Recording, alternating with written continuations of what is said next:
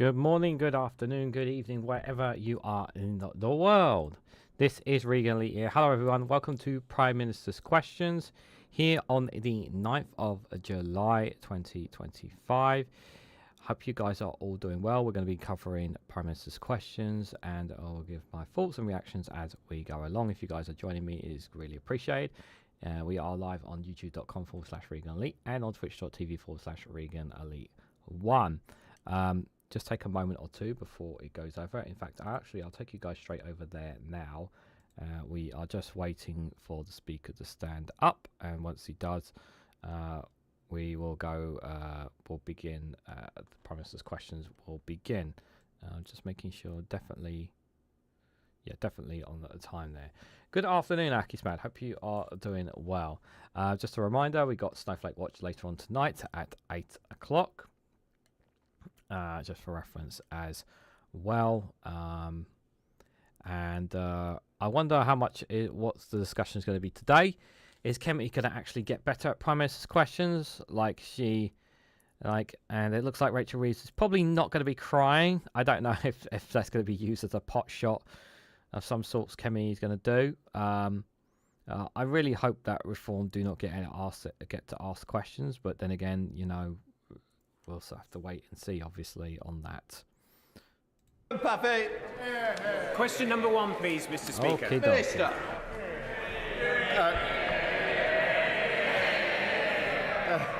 Thank you, Mr. Speaker.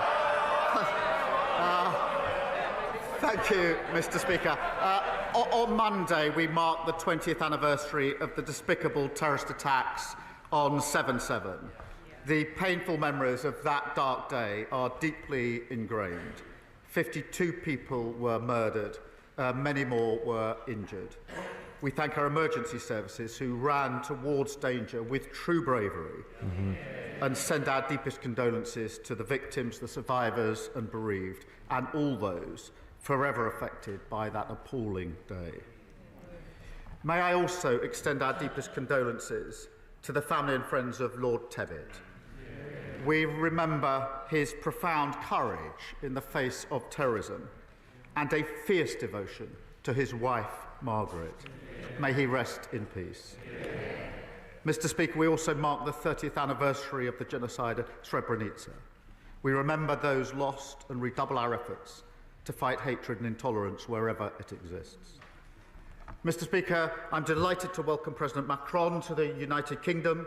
Our relationship has never been stronger, and we're focused on tough new tactics to tackle illegal migration, major economic investment to create jobs, and leading our allies to support Ukraine. Mr. Speaker, this morning I had meetings with ministerial colleagues and others. In addition to my duties in this House, I shall have further such meetings later today. Thank you, Mr. Speaker, and can I associate myself with the Prime Minister's remarks? At a recent coffee morning, residents in Southampton-Itchen told me how much they still miss the Bitton NHS walk-in centre that was shut down a decade ago under the Conservatives. So can I begin by welcoming this government's 10-year plan and its commitment to neighbourhood health services?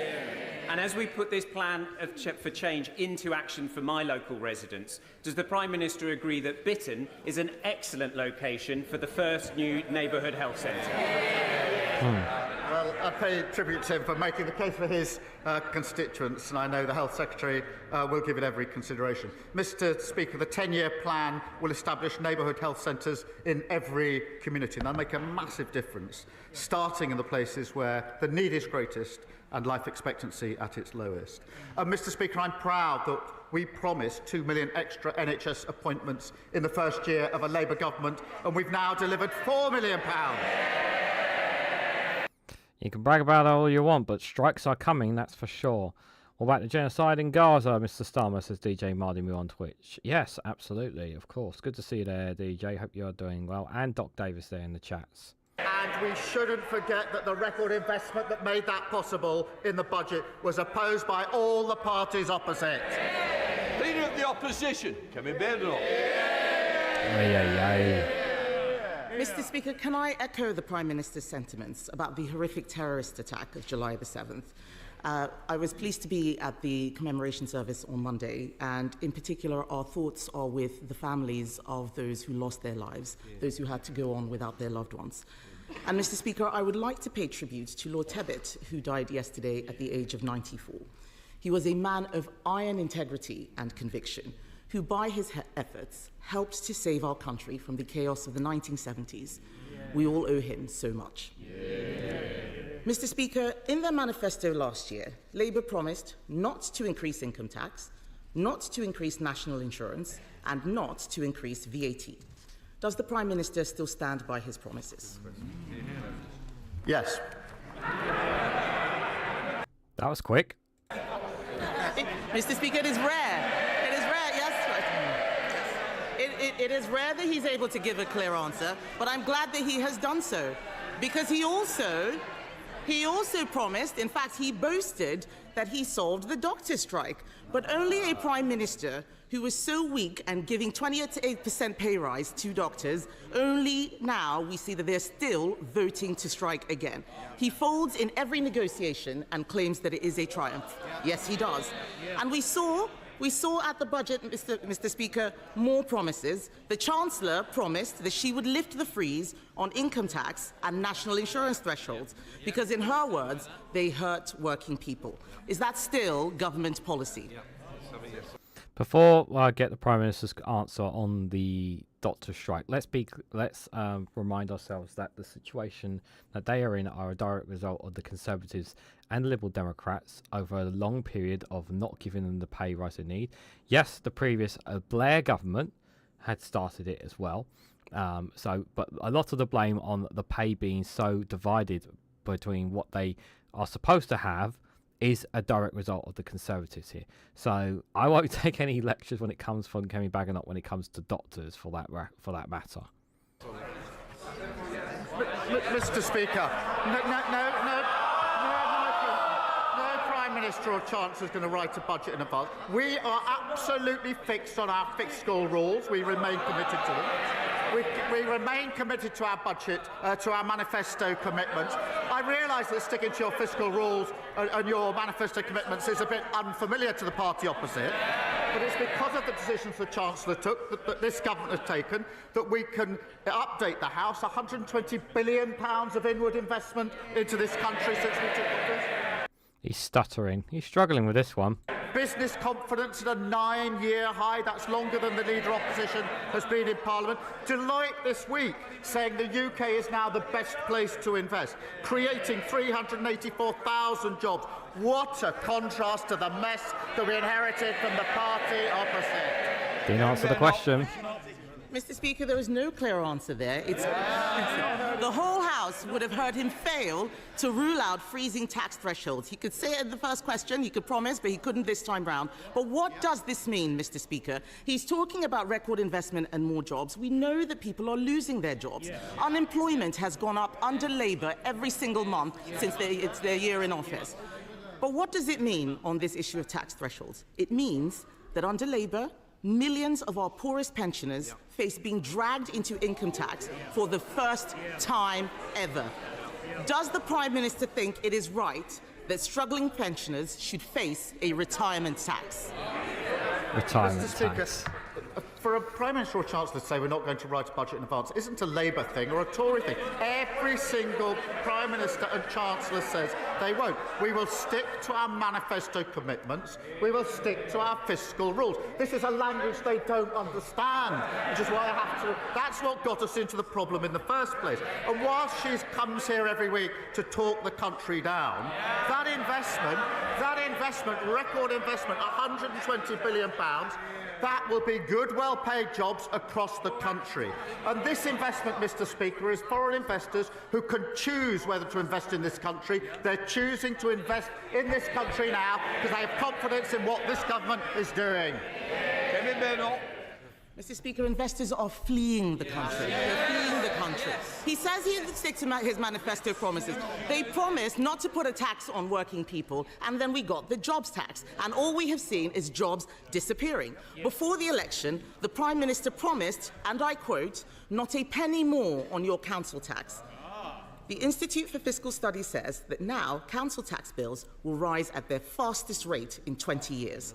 Will the Prime Minister admit that under him, council tax is set to soar? Minister. No, of course it's not. It soared under the last government. But, Mr. Speaker, here she goes again, back on familiar territory. Not answering the question there. You promised you would freeze council tax, Prime Minister. What happened to that? Why are you not answering that? Why are you not addressing this issue? She comes here complaining about the national insurance rise every year, every week. She comes here complaining about it. And then when she's asked the question, well, would you have the courage then to reverse it? What's the answer? What's the answer? No! And I'll tell you for why. Because she's too embarrassed to say she doesn't want the investment we put in. That investment went to the NHS. They want the investment, they can't say how they're going to pay for it. That is what got us into the problem in the first place. You didn't answer the council tax. Mr. Speaker, he still doesn't understand, so I'm going to make it very simple for him. This is a mess of his own making. He shouldn't be asking how we would clean it up. The fact is, they raise national insurance through the jobs tax, and that's why they have to put up council tax. The truth is, his catastrophic budget has created a domino effect which he cannot now control. We on this side of the House know that you cannot tax your way to growth. But now he's flirting. They're all muttering, I remember that budget. They were laughing and cheering. They had no idea the mess that they were creating.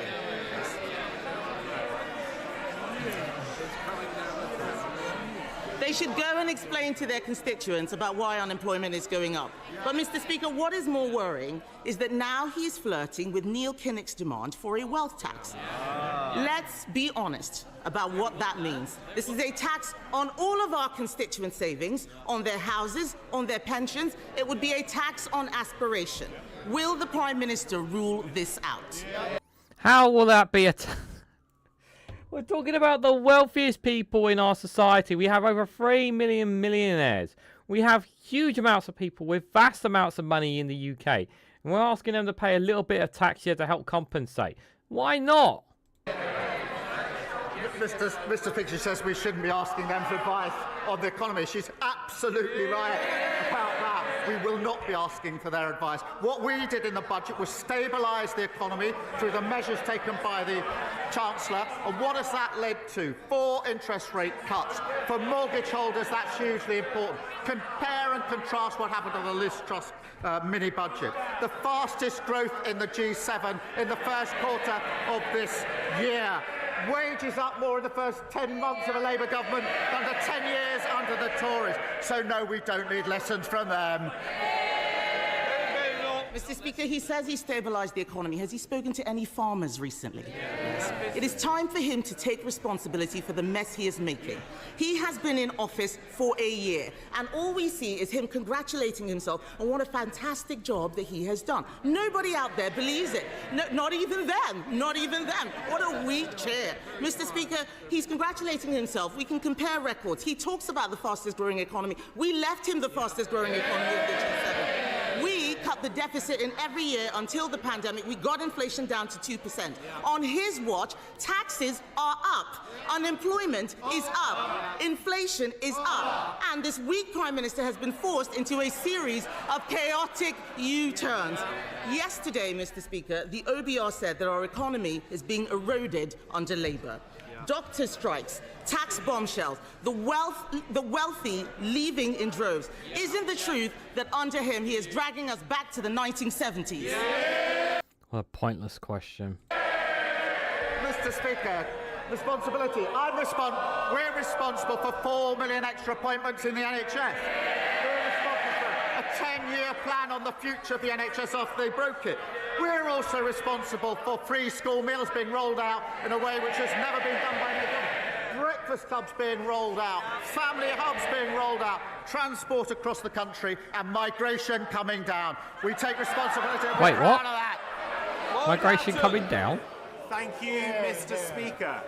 The Eden project in Cornwall is a proven success story, injecting millions into the local economy. And in Lancashire, Eden Morecambe will soon be under construction, set to create hundreds of jobs. So it's about time we had the third instalment with Memo Portland, or Eden Portland, as many like to call it. This will be a world-class attraction, celebrating the Jurassic Coast and transforming the economy in South Dorset. So will the Prime Minister back this exciting project and work with me and all of the relevant ministers to secure funding to deliver this project? And ideally, can we use the new Growth Mission Fund?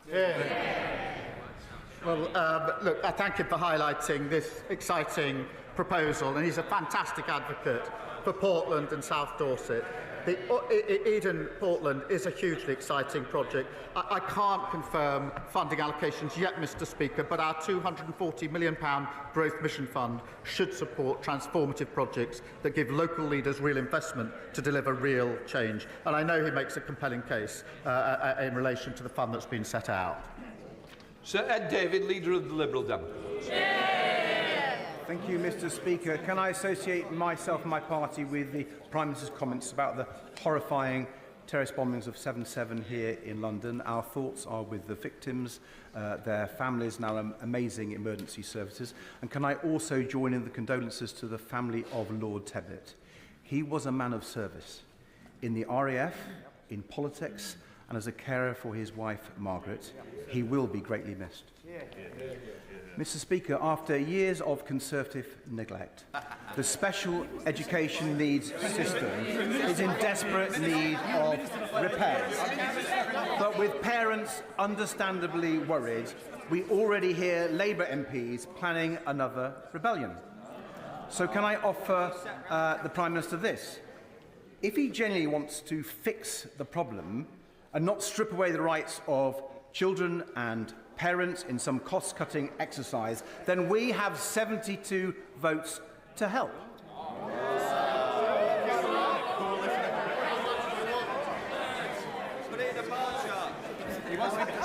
So, will the Prime Minister look at the 5 tests for SEND reform we have published today and work with us to make it happen? Well, Mr. Speaker, it's telling that when he raises the question of the broken SEND system, they laugh at the back of the Tory boxes. They laugh. That's how seriously they take their responsibility. Absolute shame. But as he knows, every week across the House, people raise this issue with me. I think it's been raised more times than anything else. And everyone knows the system is broken. And again, guess who broke it along with everything else? It doesn't work for parents, and it lets down children. So we do need to reform and change it. That's not about saving money. We've already invested an additional £1 billion into SEND, but it is about creating a new system that truly supports every child. And we're developing proposals. We want to work with parents and teachers to get this right, and I would expect him to welcome that.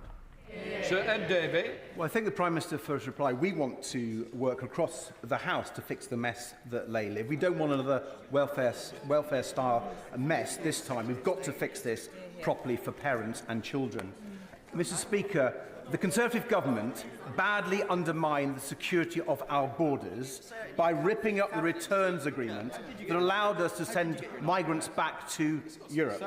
So I hope the Prime Minister can secure a new returns agreement with France that acts as a real deterrent to stop the votes. And the Conservatives also sent hundreds of millions of pounds to France and got nothing in return.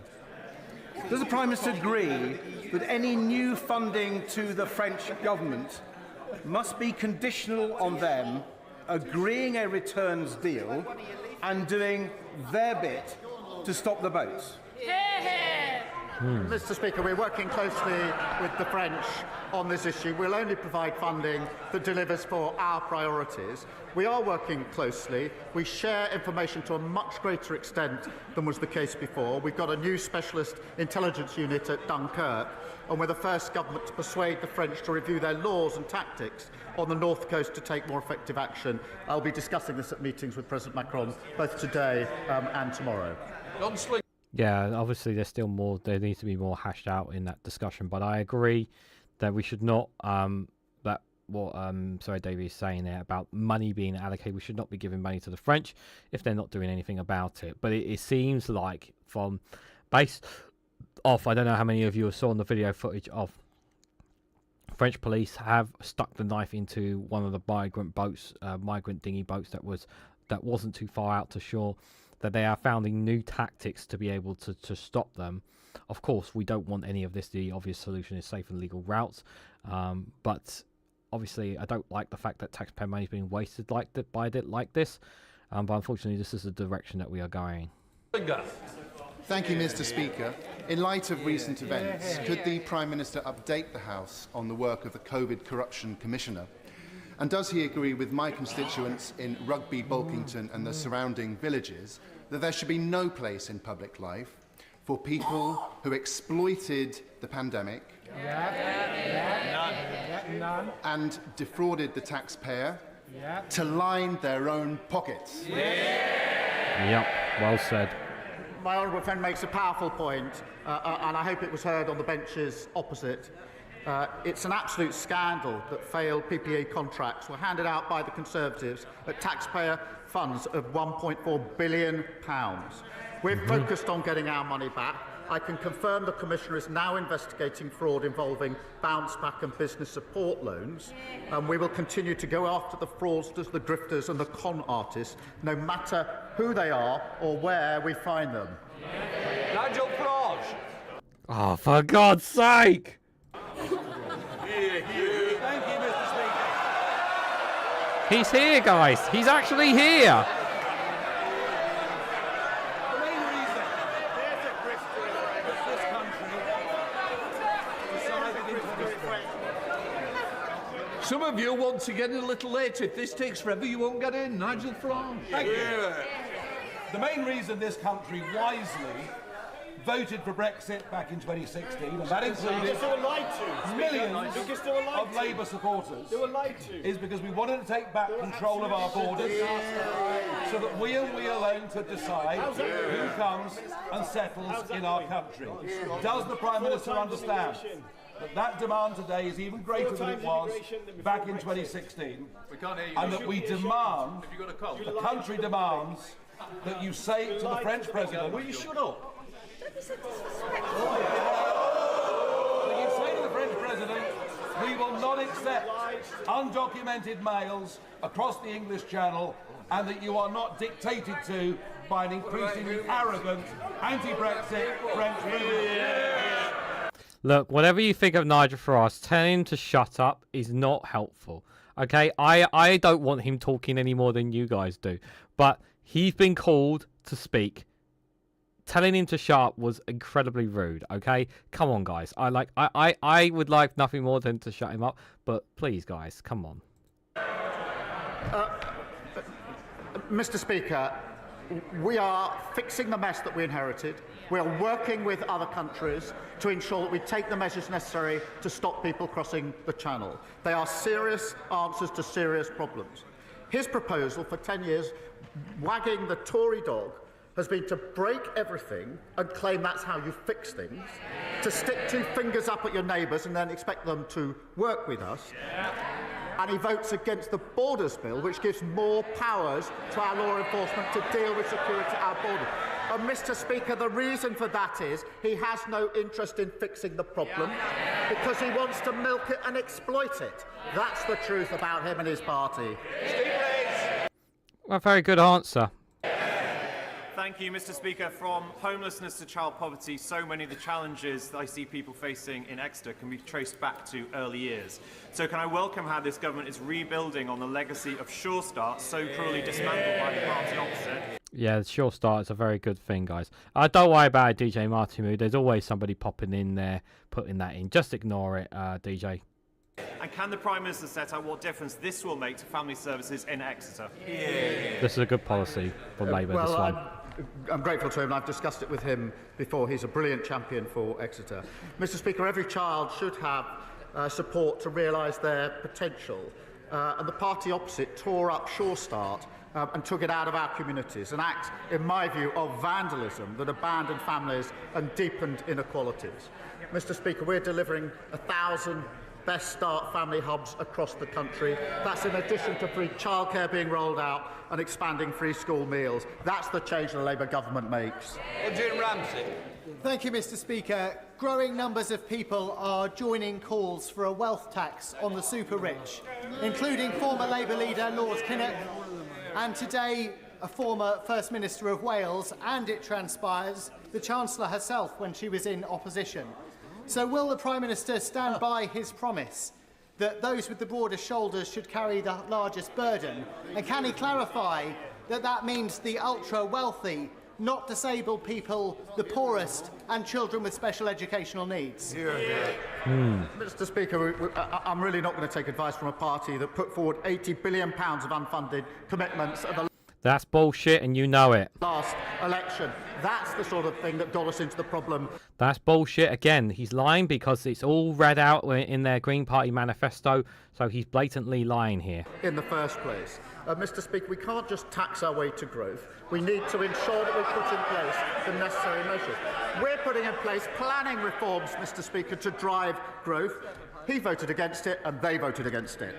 Again, he's lying about, not having it all ironed out, the numbers ironed out. Again, this is false. The Green Party's analysis shows how they would fund the things and where the money would come from. It's not made up numbers. Like, it's not the same as Reform, who just splaff money up on the side. That's not the case of the Green Party. He's lying about this, and you should not be comparing Reform and Greens here, which is what he's trying to do. Bill Lester. Mr. Speaker, I am proud that this Labour government is banning fire and rehire. Agreed. I am proud that we are addressing the abusive use of zero-hour contracts and improving protections at work, particularly against unfair dismissal. Reform and their Tory friends voted against Labour's workplace protections. I don't know why they're heckling. When they were in government, they promised to deal with fire and rehire, and after, and despite the scandal at P&O, did absolutely nothing about it. Well said. So, does my right honourable friend agree that it is only this Labour government which will ensure people have fairness at work in this country? You know what? I have my reservations about Labour, but everything he said there is bang on the money with regards to saying only Labour. Apart from the only Labour comment, a lot of things he said there really, really agree with. Well, I'm proud that we'll give 15 million workers, that's half of all workers, stronger rights at work. And Mr. Speaker, that's sick pay for up to 1.3 million of the lowest paid, tackling sexual harassment and bereavement leave for families who experience pregnancy loss before 24 weeks. Compare that to the leader of the opposition who thinks maternity pay is excessive. The leader of Reform who wants working people to pay tax for tax breaks for millionaires and billionaires. Both of them vote against reform and better protection of workers at every term. They always have and they always will. They offer nothing for working people. Well said. No, your comments are being seen. Akismad, it's just quiet in the YouTube, in both chats. That's all it is. It's just quiet today. David Davis. With permission, Mr. Speaker, before my question, can I tell the House that in the public gallery today there are a number of veterans of Northern Ireland? Given what the Prime Minister said about 7/7, I'd like to publicly thank them for their courage in defending our country and our democracy against the first scourge of terrorism. Now, the Prime Minister knows that every time a paramilitary was killed in Northern Ireland by a British soldier, it triggered a thorough investigation. No bullet went unscrutinised. Our soldiers were held to the highest standards of law. The IRA were not. They tortured and shot men in the back. They forced families to watch their menfolk murdered. They killed women and children with bombs. Yet we're willing to prosecute our own men. Men forced to make life and death decisions in split seconds. If the government get the legacy legislation wrong, at least 50 innocent retired veterans be exposed to legal persecution for crimes they did not commit. Now, I've raised this matter 6 times now since February. So I ask again, on Monday, when we debate this matter in Westminster Hall, will his government protect our veterans, or will it sacrifice them to politically motivated lawyers trying to rewrite history with a pack of lies? It's not as simple as what he said there. Can I join him in his thanks to the veterans here today with us and to all veterans? And I mean, he knows this is a serious issue, and the outing of his at the end of his question didn't really reflect that seriousness, because the scheme that was set up by the party opposite was found to be unlawful in the courts, and he knows it. And it wasn't supported by the communities. It would have meant, as he knows, immunity from prosecution for those who committed the most appalling terrorist crimes. And that's why it didn't have support in the communities and didn't have the support, I think, of any political party in Northern Ireland. And that was amongst the reason it was found to be unlawful. So we have to tread carefully, we have to get this right. And I'll work with him on that, but we don't get there by cheapening the debate. We will look at the address. It's not about political point scoring. I worked in Northern Ireland. I've spoken to many of the people affected, and I know we must get this right, and I want to do so, and I want the House to do it together if we possibly can, because it matters. But we have to do that in a serious way, to address the issues of the past, of course, in a way that has support of victims and survivors. And that is a key test for me, because without the support of victims and survivors, I think it's very hard in Northern Ireland to come up with something which will have the confidence of everybody in Northern Ireland, which is why we have to work in the way we do. In advance of the new legislation, the Secretary of State for Northern Ireland continues to engage with veterans and their communities to ensure that legacy mechanisms are fair, that they're lawful and they're proportionate. And I'll continue to work with him and others in the House, because the most important thing is not scoring points but getting it right. I think he couldn't have said it any better than myself. I don't follow the case as closely as others, but I think he said it as well as he possibly can here, emphasising the need that this isn't political point scoring. I really hope it's not political point scoring on this matter. I really hope it's not. And like, don't get me wrong, like there is those who committed atrocities from the British soldiers, and there were atrocities committed by the IRA. But there has to be a balance here. It cannot just be one-sided, which is what I felt like the Conservative MP was trying to come across there. It's really, really important to. I have to agree with the Prime Minister here. It is about getting it right, but unfortunately, it's a very difficult one to do so. Thank you, Mr. Speaker. Last week I published a report which revealed the terrible legacy left by the party opposite on the NHS locally.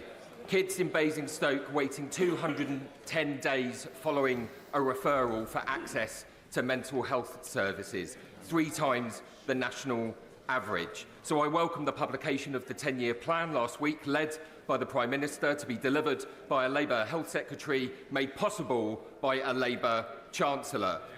But can I ask the Prime Minister what more the government is able to do to close that gap in mental health services locally and ensure that every kid in Basingstoke has access to the very best mental health services?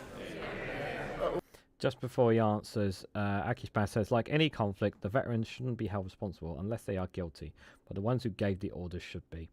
It's not always it's not as clear cut as, do we know that the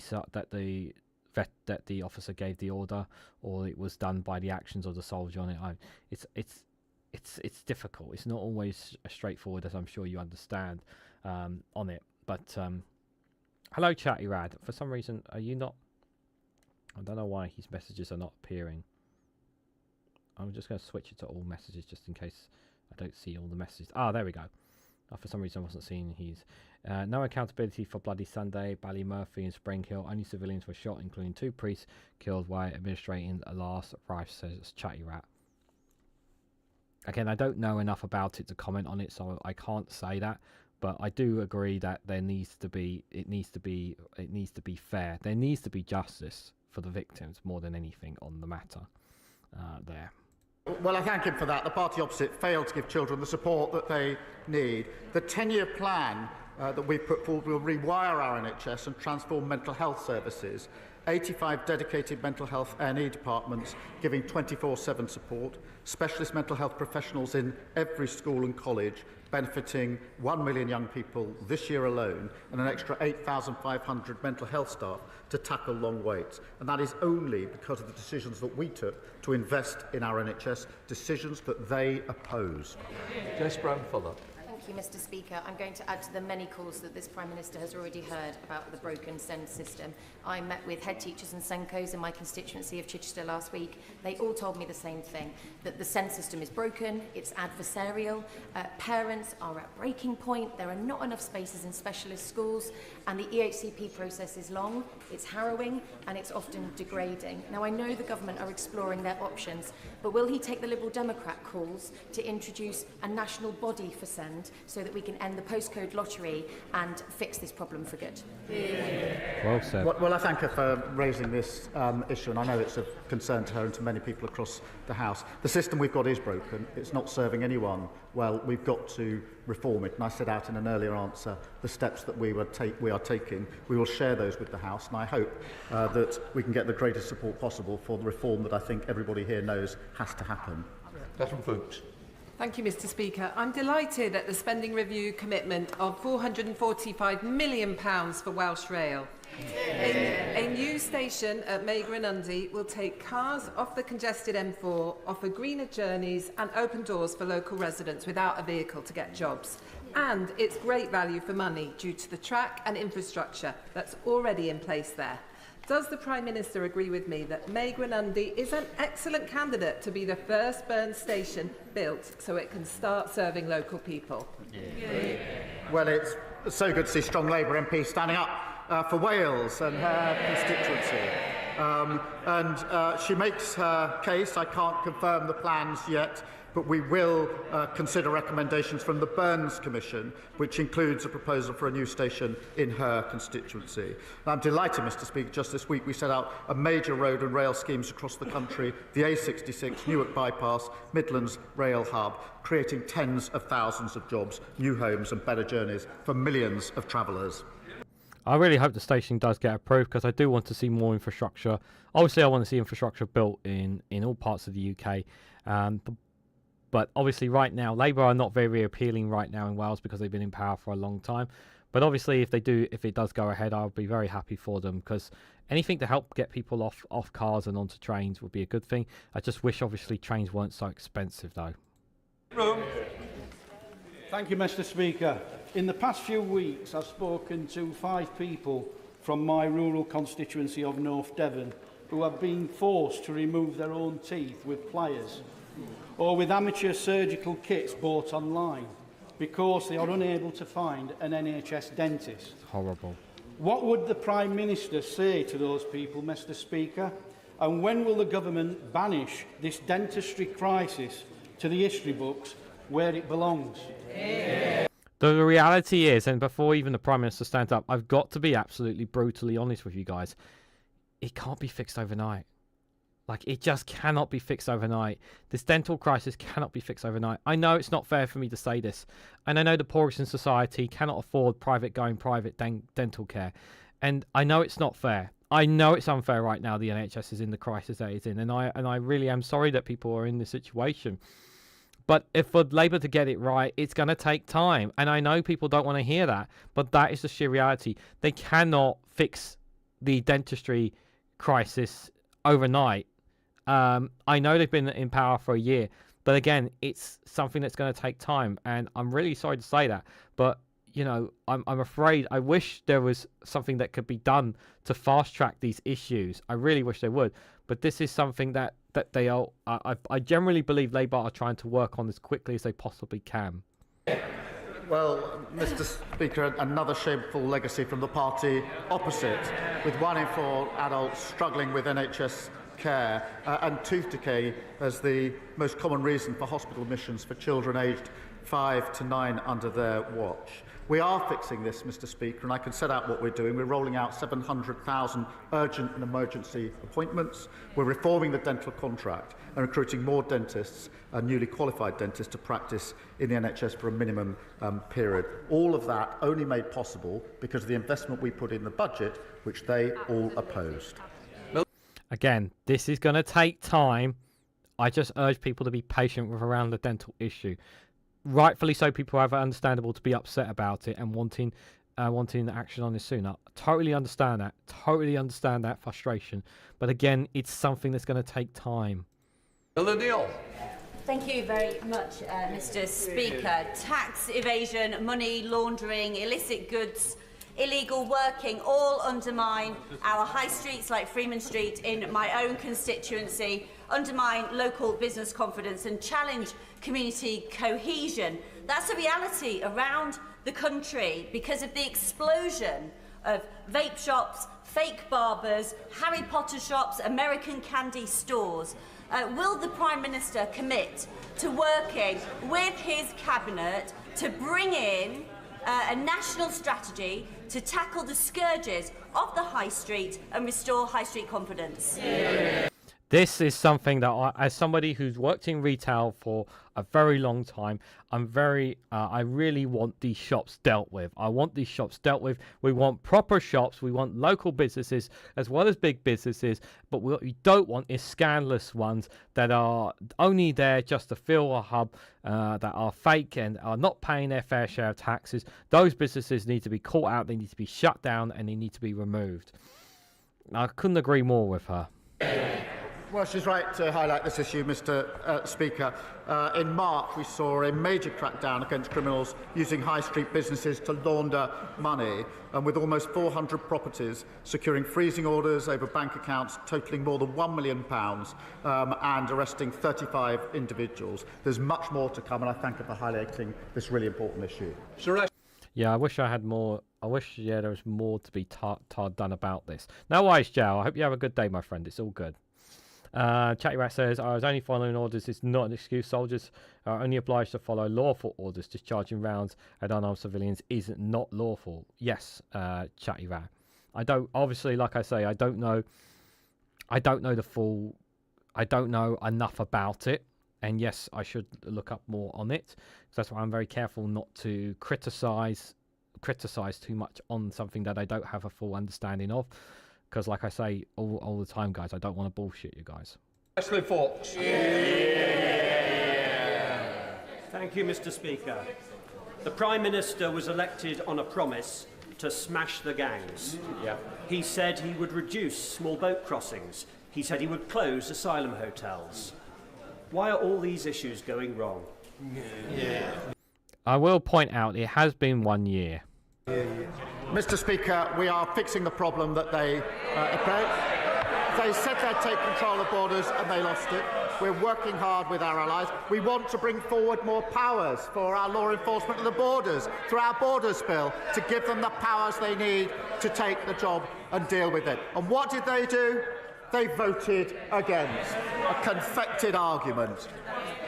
What he should have pointed out was how many people had been deported since the Keith government came to power. That would have been a really helpful number you could have thrown out there. Patrick Hurley. Thank you, Mr. Speaker. Tomorrow evening sees the annual National Police Bravery Awards. 3 of the officers nominated this year are 3 of the officers who were first on the scene of the tragedy in my Southport constituency last summer. So will the Prime Minister join me in paying tribute to Sergeant Gregory Gillespie, Constable Luke Holden and PCSO Timothy Parry, who are with us in the gallery today, for their immense bravery in the face of evil. And just like our brave officers will always protect and defend us when we need them to, does he agree with me that this government will always support our brave officers in return? I couldn't agree more with that. Well said from him before the Prime Minister answers. I will obviously point out that, I know there's police officers who are following laws that I really wish they didn't have with regards to handling protesters and certain protests, of course, in that aspect. But when it comes to protecting against violent thugs like what happened at Southport, There are times where the police officers do a wonderful, wonderful job, and it's important to point out that it's a very difficult job to be a police officer, and I'm sure you guys understand it. It's not a perfect job at all. I've been very critical of the police many times on this channel, as you guys know. So it is a difficult thing, without a shadow of a doubt. No safe routes open, and that's why they still blame small boats as happens. Indeed, good to see you there. Hope you're doing well. Well, can I start by saying that the thoughts of the whole House, of course, are with the families of those that lost their little girls and all those affected by this terrible incident. I would like to put on record our heartfelt thanks to all of those who responded, and those that are with us today: Sergeant Gregory Gillespie, PC Luke Holden, PCSO Timothy Parry. These officers ran towards danger to protect young lives, Mr. Speaker. I have met a number of them, and it is truly humbling to see the bravery and professionalism that they brought to their job that day and every day. Southport is a wonderful and loving community. In difficult days, they've shown kindness, empathy and courage. And I'd like to thank my honourable friend for all that he has done in relation to those values as well. Mr. Speaker. My constituent, Mr. Brian Buckle, is a victim of a miscarriage of justice. He was wrongfully imprisoned for over 5 years before being exonerated at retrial. Now, Mr. Speaker, despite a jury unanimously finding him not guilty of the crimes for which he was imprisoned and the devastating impact this injustice continues to have on him and his family, his application for compensation was denied due to a 2014 change to the law that requires those who have been wrongfully imprisoned to prove their innocence beyond all reasonable doubt. This is an almost impossible hurdle to overcome. And so would the Prime Minister consider meeting with Mr. Buckle to discuss his case and lend his support to Appeal's campaign for fair compensation for those who have been victims of a miscarriage of justice? It's really, I cannot stress this enough. I hate this goddamn law. I hate this goddamn law that was enacted in 2014. That they have to prove beyond a reasonable doubt when they have been found innocent after 5 years, this case. And we've heard other cases here on this channel, guys. This is another case of somebody who has been wrongfully convicted, spent 5 years in prison, found not guilty by jurors, and now being told that they have to prove beyond a reasonable doubt that they are innocent. What bullshit. What bullshit. This person, just like so many others who have been wrongfully committed, who lost time you cannot get back in your life, yeah? You cannot get that time back once you have spent it, yeah? They've lost, this person, like so many others, have lost time in their lives because they've been convicted of something that they are not guilty of. They are rightfully deserve compensation. Rightfully. This, like, and I get this, like, the Labour can keep arguing all they want about the purse strings and everything. It's about the morality. It's about doing what's right. And what's right here is that this case, among many others, should be given compensation for having being thrown away with the key locked away for however time they spent. It's not fair on them. And you only need to, like I've always said, yeah, I put myself in the shoes of other people. I'm imagining myself 5-10 years being locked up, only to find out that I was innocent the whole time, that I pleaded my innocence the whole time, and then I had a retrial and I find myself innocent. And now I'm kicking and screaming, demanding something, back. I don't just want an apology. I demand compensation because 5-10 years, whatever it is of my life has been taken away. And now I get told no. That's not fucking fair. I'm sorry. It's just not. Well, can I thank you for raising this particular case, which saw a grave miscarriage of justice. In relation to the statutory test for compensation, this has been raised in the House before, and I've undertaken to have a look at it. And I know he's working, I think, with the Minister responsible on the particular case that he raises. Well, I wish you'd be a bit more clear on it. Thank you, Mr. Speaker. Can I thank the Prime Minister for leading from the front in promoting the importance of his role as a father and keeping time for family life. I'm delighted that this government in the past week has launched a review into parental leave, and we've started to rebuild the legacy of Sure Start by launching our Best Start family hubs, both things that will make a huge difference to my constituents in Ribble Valley. Can you commit to this parental leave review, creating some truly ambitious outcomes so that we can make the UK not only a world-leading place to live and do business, but also the best place in the world to live a rewarding family life? Well, I think the first full review of parental leave and pay is a landmark moment. The current system is simply out of date and too complicated. 1 in 3 dads don't take paternity leave, often because they can't afford to do so. Mr. Speaker, that's a great loss to them and their children. I want parents to be able to give their child the best care and make the system work better for employers.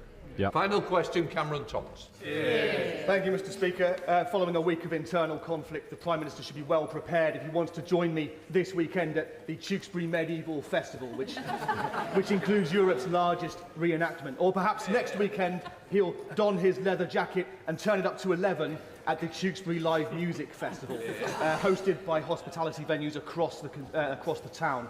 Regardless, will he join me in thanking the volunteers and those hospitality venues that make Tewkesbury the unsung nucleus of Gloucestershire's culture? Thank you.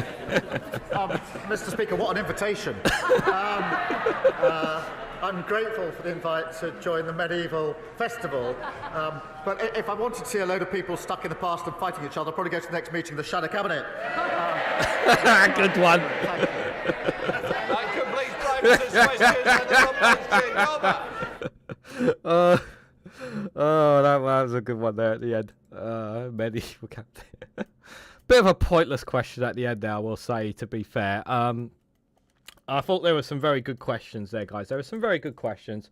As for the back and forth between Kemi and Kia, I didn't see anything from Kemi that was really hard hitting at all. I thought Davies' questions were pretty reasonable as well. I thought there were some very powerful questions with regarding to send with social care as well. Disappointed to have heard Nigel Farage, although he wasn't as bad as he's been in other questions, shall we say, per se.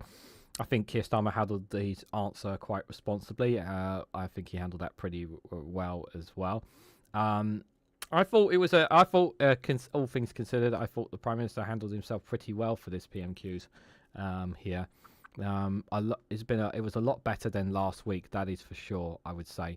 I didn't think, I don't think he got really any. I think there was some I kind of wish he would be a bit more open about, but unfortunately, as we guys know, Prime Minister's questions is a lot of theatre. It is a lot of theatre. But also one thing about Prime Minister's questions, which is why I cover it, that it brings up stories and reminds me of stories about important things that I've discussed on this channel in the past, which I think is really important to highlight. Highlight when we forget about other things that are happening in the UK and in the world that we forget about. And it's a good, and PMQs is also a good reminder of that, bringing up very important, impassionate stories, especially including heartbreaking ones, especially like we talked about the dental crisis, for example. So this is why I cover Prime Minister's questions. It's not so much about the theatre, but hearing about stories that you don't hear about very often as well. Because yes, there is a lot of arse kissing behind the benches, but there's also a lot of compassionate, really hard, really tough questions, and that they want answers to as well. So there is some good in PMQs, but I also understand why people don't want nothing to do with it either. So guys, I am done here for Prime Minister's questions. Thank you guys all for coming along. Thank you guys for all your comments. I really appreciate it on both Twitch and on YouTube. I'll be back tonight at 8 PM for the Snowflake Watch. If you guys want to join me for that, feel free to do so. We'll be watching and reacting to clips and videos online. But I'll be back then. But for now, guys, have a great rest of your day, whatever you guys are doing. If you can, on your way out, hit the like button, share it across social media. If you're not a subscriber already, please consider subscribing, because it really does help support the channel. And I hope to catch you all very, very soon.